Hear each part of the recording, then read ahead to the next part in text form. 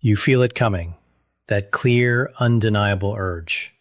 You walk to the bathroom, sit down, and nothing. Or worse, a small, hard piece passes, and you're left with that maddening feeling that something is still in there, still stuck right at the exit. If that sounds familiar, you are not imagining it. The stool really is stuck, not high up in your colon, but low in the rectum itself. And that is a completely different problem from regular constipation, which is exactly why most laxatives fail you. In the next few minutes, I'm going to show you why this happens, the 1 teaspoon remedy that can move things in as little as 30 minutes, and how to stop it from coming back. Here's the key point most people never hear. There are 2 very different kinds of constipation, and they need 2 very different solutions. The first kind happens high up. Stool moves too slowly through the colon, dries out along the way, and takes days to reach the exit.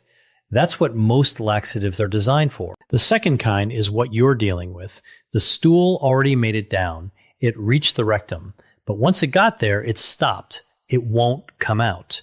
This is called outlet constipation or dyschezia, and it is incredibly common, especially after age 50. So why does it get stuck right at the finish line? Think of the rectum as a holding chamber. It's the last few inches before the exit.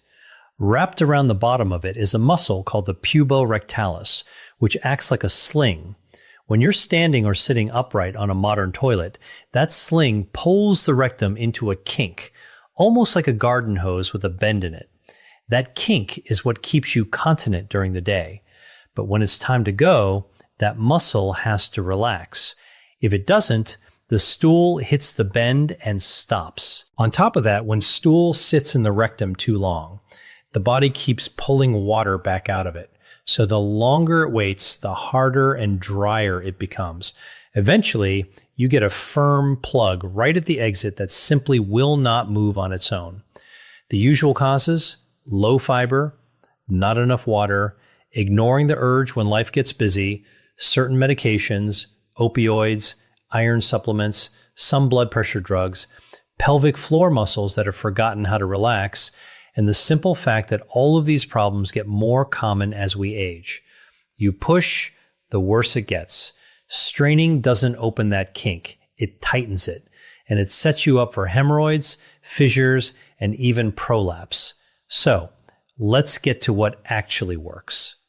When the stool is already stuck in the rectum, you don't need something that travels through your whole digestive tract for 2 days. You need something that pulls water into the stool that's already down there right now. The remedy is 1 teaspoon of milk of magnesia. That's magnesium hydroxide, taken on an empty stomach with a full glass of water. Here's why this works when other things don't. Magnesium hydroxide is what's called an osmotic agent. In plain English, it pulls water out of the surrounding tissues and into the stool. So that hard, dry plug sitting in your rectum starts to soften from the inside. Within 30 minutes to a few hours, most people feel the urge return, and this time, things actually move. 1 teaspoon is about 5 milliliters. That's it. You do not need a tablespoon. You do not need more. More is not better here. Too much magnesium can cause loose stools, cramping, and even electrolyte problems, especially if you take it often. For occasional use, once in a while when you're truly stuck, 1 teaspoon is the sweet spot. A few important cautions. Do not use magnesium hydroxide if you have kidney disease. Your kidneys are what clear magnesium from your body, and if they aren't working well, magnesium can build up to dangerous levels. Be careful if you have certain heart conditions or are on medications that affect your electrolytes. And if you take prescription medications, check with your own physician. Magnesium can interfere with the absorption of some drugs, so timing matters. Now, if you prefer something even more local and even faster, there's a second option, a glycerin suppository. You insert it into the rectum and it works right where the problem is. It draws water into the stool and gently stimulates the rectal wall to contract. Most people feel results in 15 to 30 minutes.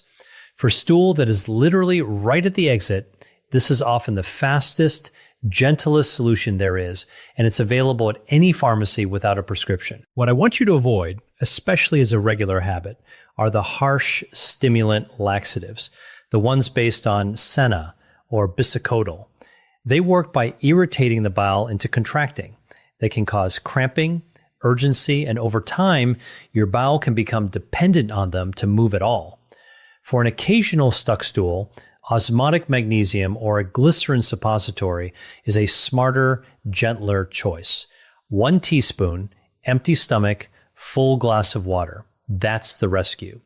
But here's something most people miss. You can take the perfect remedy and still sit on the toilet for 20 minutes with nothing happening because your body is in the wrong position. Remember that muscle I mentioned earlier, the puborectalis sling that kinks the rectum closed? When you sit upright on a modern toilet, that kink stays partly in place. You're essentially asking stool to push through a bend. No wonder it gets stuck. The fix takes 60 seconds to set up and changes everything. Get a small step stool, 6 to 9 inches high, place it in front of your toilet and rest your feet on it. Now your knees are higher than your hips. Lean forward slightly and rest your elbows on your knees. This single change, knees above hips, body leaning forward, straightens the angle inside your rectum. The kink unfolds, the path opens. Now the second piece, which matters just as much, relax your belly outward. Do not suck it in, do not clench, let it soften and push gently forward. Then breathe. Slow inhale through the nose, letting the belly expand, and a long, slow exhale through the mouth. As you exhale, simply let go. You are not pushing, you are releasing. This is the opposite of what most of us learned. We were taught to hold the breath and bear down. That actually tightens the pelvic floor and clamps the exit shut. Belly breathing tells those muscles to release. Try this combination. Feet up, lean forward, belly out, slow exhale, and you will often feel stool that has been stuck for hours simply slide out on its own. No straining, no force, just mechanics done right. Now, let's move from rescue to prevention, because the goal is not to keep reaching for milk of magnesia every week. The goal is to make sure stool never gets that hard in the first place. There are 3 specific foods that do this remarkably well. Each one has real research behind it. Each one is cheap and easy to find. And when you use them together, most people stop having stuck stool episodes altogether. The first is kiwi fruit. 2 green kiwis at dinner. That's the dose. Studies have shown that 2 kiwis a day improves stool frequency, softens stool consistency, and reduce straining within just a few weeks. Kiwi contains a unique combination of soluble fiber, water-binding compounds, and a natural enzyme called actinidin that gently supports digestion. Eat them with the skin on if you can tolerate it. That's where most of the fiber lives. If not, scoop out the flesh with a spoon. The second is ground flaxseed. 1 to 2 tablespoons a day stirred into water, yogurt, oatmeal, or a smoothie. The key word here is ground. Whole flax seeds pass right through you without doing much. Ground flaxseed is different. It provides soluble fiber that absorbs water in your gut and forms a soft gel-like mass. That mass keeps the stool hydrated all the way down to the rectum, so it never has a chance to dry out into a plug. Start with 1 tablespoon, drink a full glass of water with it, work up from there. The third is prunes. 5 to 6 prunes, or about half a cup of prune juice in the evening. Prunes are nature's gentlest laxative for a reason. They contain sorbitol, a natural sugar that acts as a mild osmotic agent, pulling water into the stool just like magnesium does, but in a slower, food-based way. They also contain fiber and polyphenols that support healthy bowel function. Research has actually shown prunes to be more effective than psyllium fiber supplements for mild constipation. Kiwi at dinner, ground flaxseed in the morning, a few prunes in the evening. Simple, cheap, and quietly powerful. Here's where I have to correct two of the most common mistakes I see, and they're the reason a lot of well-meaning people actually make their constipation worse. Mistake number one, adding more fiber without adding more water. This one is huge. Fiber works by absorbing water and forming a soft, bulky mass that moves easily through the bowel. But if you flood your system with fiber and don't give it enough fluid, the opposite happens. That fiber turns into something closer to concrete. It becomes a denser, harder, drier mass, and it gets stuck in the rectum exactly the way we've been talking about. So if you start eating more flaxseed, more bran, more vegetables, you must drink more water alongside it. Not optional. A practical target for most adults is around 25 to 30 grams of fiber a day, paired with 6 to 8 cups of water. Adjust up if you're larger, more active, or in a hot climate. Mistake number two, jumping in too fast. People hear fiber is good and triple their intake overnight. The result is bloating, gas, cramping, and sometimes worse constipation than they started with. Add fiber slowly. 5 extra grams a week is plenty. Your gut needs time to adjust. And one more thing, maybe the most important of all, honor the urge. When your body tells you it's time to go, go. The rectum has a reflex.